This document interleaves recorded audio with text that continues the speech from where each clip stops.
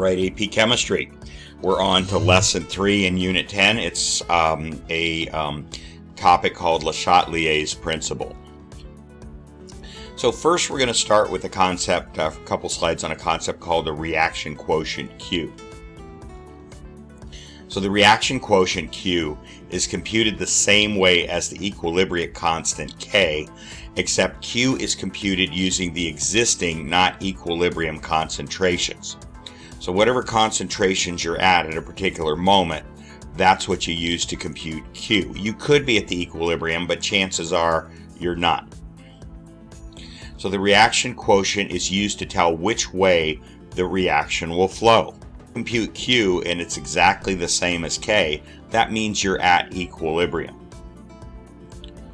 If you compute Q and Q is less than K, then that means the reaction has excess reactants and will therefore move to form more products. In other words, it'll move from left to right. So to move in the direction of K, it will move to the right. Q will start to increase. So it is said to favor products, and you should get used to that expression. It means that if a reaction is going to start moving from reactants on the left to products on the right, it's going to start making more of the products, then that's said to favor products. If Q is greater than K, then the reaction has excess products. It has too many products to be at equilibrium, and therefore the reaction is going to move in the reverse direction.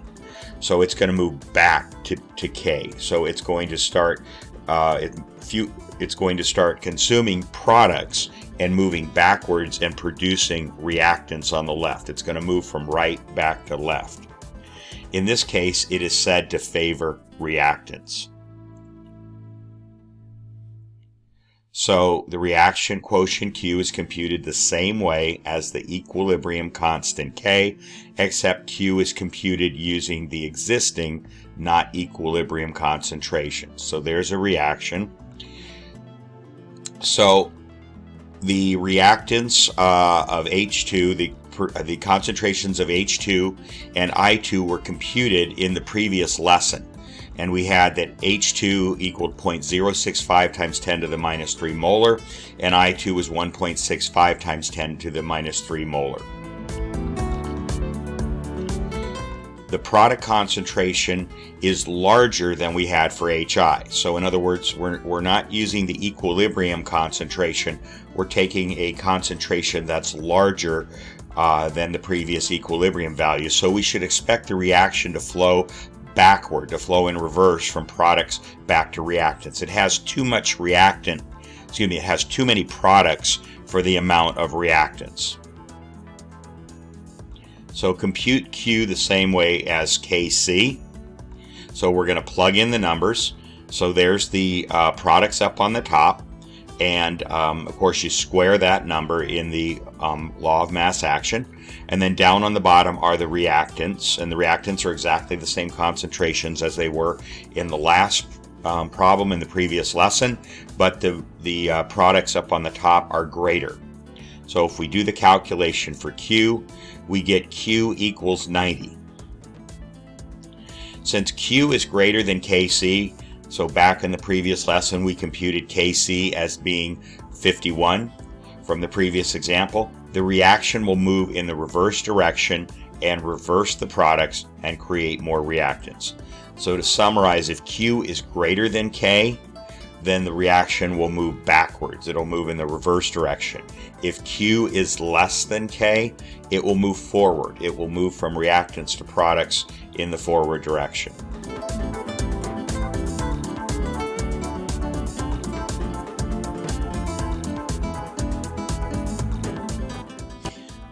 Okay, LeChatelier's principle states that if a chemical system at equilibrium is disturbed by a change in either temperature, pressure, or concentration of one of the components, the system will shift its equilibrium so that it counteracts the effect of the disturbance. If the reaction changes so that more products are formed, it is said to favor products. If the reaction changes so that more reactants are formed, it is said to favor reactants. So examples, the reaction below is initially at equilibrium. So if reactants are added or products are removed, the reaction will move forward toward products, change in concentration. So I call this the crowded room principle. Let's say the reaction is initially at equilibrium. Now all of a sudden you crowd more reactants over on the left side of the arrow. You start putting in H2 and I2. That makes the room more crowded on that side. So therefore the people in the room want to move to the right. And so they want to move over in the direction of products. Similarly, if the reaction is at equilibrium and you remove HI from the right side, there's a lot of extra space in that room over there. So people on the left side, the H2I2 side, will want to start moving over to the right because there's more room over there. You've removed some of the HI and freed up some space over in the room over on the right side. So people will start to move over there. So think of concentration as in regards to the crowded room theory. People want to move to the room that is least crowded. So that favors products, that situation there. If the reactants are removed or products are added, the reaction will move toward reactants. It will move in the reverse direction. So if you remove H2 or I2, you've made that room over on the left less crowded. So the HI, the people in the HI room, are going to want to move over to the left because there's more space over there on the left side. Similarly, if you add HI on the right side, you start off at equilibrium and then you add HI on the right side, that room on the right becomes more crowded, and so the people want to move to the left. They want to move over to the left side where the room is less crowded. So that situation favors reactants. So again, let's assume the reaction is initially at equilibrium. In endothermic reactions, heat is treated as a reactant.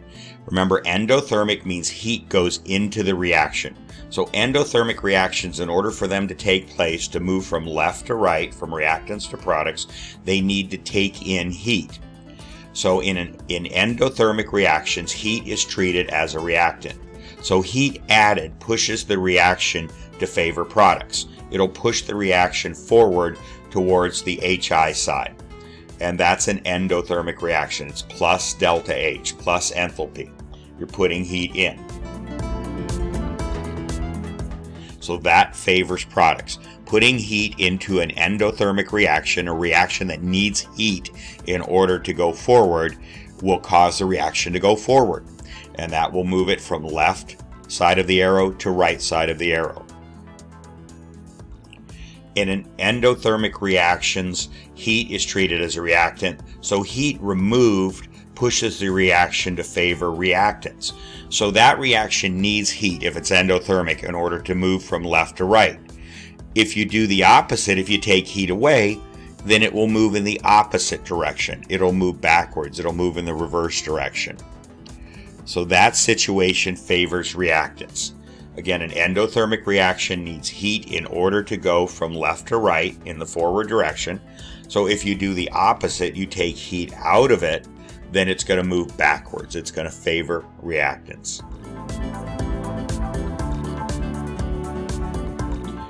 Now let's look at exothermic. In an exothermic reaction, heat is treated as a product. It comes out of the reaction at the end. So heat removed pushes the reaction to favor products. So in other words, think of it like this. The reaction is producing a lot of heat. Heat is starting to build up. If heat is starting to build up, that reaction wants to get rid of heat. If it's starting to build up, that's going to slow down the reaction. So if you move the heat out, let's say you turn on a fan or do something like that to blow the heat away, then the reaction will be able to move forward more quickly. It'll be able to move from left to right more easily, more quickly. That's an exothermic reaction. The enthalpy is negative, negative delta H. So that would favor products by removing heat from an exothermic reaction. In exothermic reactions, heat is treated as a product. Heat added makes it more difficult for heat to exit, and pushes the reaction back to favor products. So again, heat is trying to come out of that reaction. It's exothermic. But what you're doing is pushing heat into it. It's like you're pushing it back against the direction that the heat wants to naturally flow out of that reaction. The heat naturally wants to come out, but you're shoving heat back into it. That's going to slow the reaction down. It's not going to move as easily from left to right, and therefore it tends to move backwards. It tends to favor the reactants when you add heat to an exothermic reaction.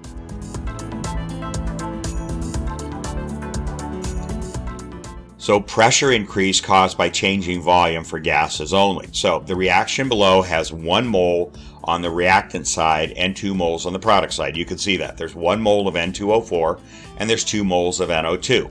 So remember, moles is simply a number of molecules. So that means if we assume it's just exactly 1 mole on the left, then that's 6.022 times 10 to the 23rd N2O4 molecules. And on the right side, it's decomposed into 2 times 6.022 times 10 to the 23rd NO2 molecules. So at the end of the reaction, there are twice as many molecules. It doesn't matter which kind they are. There's twice as many molecules at the end of this reaction on the right side as there were on the left side. So an increase in pressure favors the side with fewer moles. Why is that? Let's read this. If pressure is increased, the reaction will try to return to equilibrium pressure by reducing the number of moles, which will reduce the pressure. This can be done by turning products back into reactants in the reaction above. So in this particular reaction, increasing pressure will favor the reactants. The reaction will move backwards. Why? We remember from PV equals nRT. If you increase the number of moles, you increase the pressure, because they're on opposite sides of the equal sign. In PV equals nRT, if you decrease the number of moles N, you decrease the pressure because they're on opposite sides of the equal sign. So if you increase the pressure, the reaction is no longer in equilibrium. You've increased the pressure. So it wants to decrease the pressure to go back to its happy place, to its equilibrium. So how does it decrease the pressure? It does that by decreasing the number of moles. Decreasing number of moles N will decrease pressure P. So in this reaction, since it has more moles on the right than on the left, it can decrease the number of moles by moving backwards, by turning NO2 back into N2O4. That will create fewer moles of N2O4, fewer moles of anything, and that will reduce the pressure. Okay, so in this reaction, it's by going backwards. If the greater number of moles had been on the left side, the N2O4, and the fewer on the right, it would have moved to the right. It wants to move not necessarily left or right. It wants to move in the direction that creates fewer moles. So if you increase the pressure, it wants to reduce it by reducing the number of moles. And in this particular reaction, that means it's going to go from right back to left. If the pressure is decreased, the reaction will try to return to equilibrium by increasing the pressure, and it does this by increasing the number of moles. N goes up, P goes up, and that increases the pressure. This can be done by turning reactants into products, the 1 mole of N2O4 into 2 moles of NO2. So if the pressure decreases, it wants to compensate and increase the pressure back up by going to the side that has more moles, and that will increase the pressure. So PV equals nRT, increase P, increases the side with fewer moles. So it wants to get back to lower pressure. In other words, if you increase the pressure, it wants to get back to a lower pressure, so it will increase the side with fewer moles. If you decrease the pressure, then it wants to get back to its equilibrium higher pressure, and it does that by increasing the side with more moles.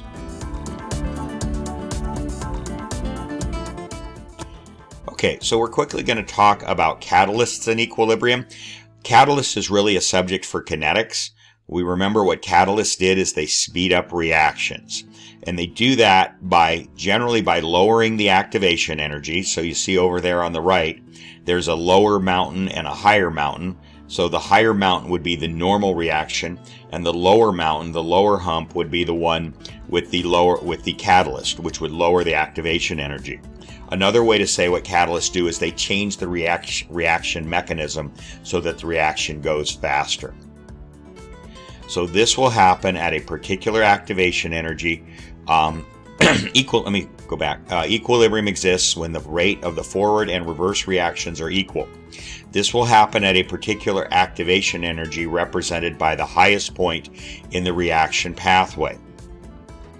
When a catalyst is used, the activation energy of the reaction is lowered. Lowering the activation energy increases the rate at which reactants are converted to products, but not the amount of reactants to products. So you notice that both of those reactions in that graph start at the same level, A, and they end at the same level, B. It's just the one with the lower hill went faster, but that doesn't change the fact they started at the same place and they ended at the same place. So catalysts do not change the value of the equilibrium constant. They will speed up the reaction, but they don't change where the equilibrium is. So catalysts have nothing to do with equilibrium. They only have to do with rate of the reaction. Okay, and that takes care of this lesson on LeChatelier's principle. So we'll just do some simple concept questions on this, and that will take care of this lesson. We have one more lesson in equilibrium. So we'll see you on the next lesson.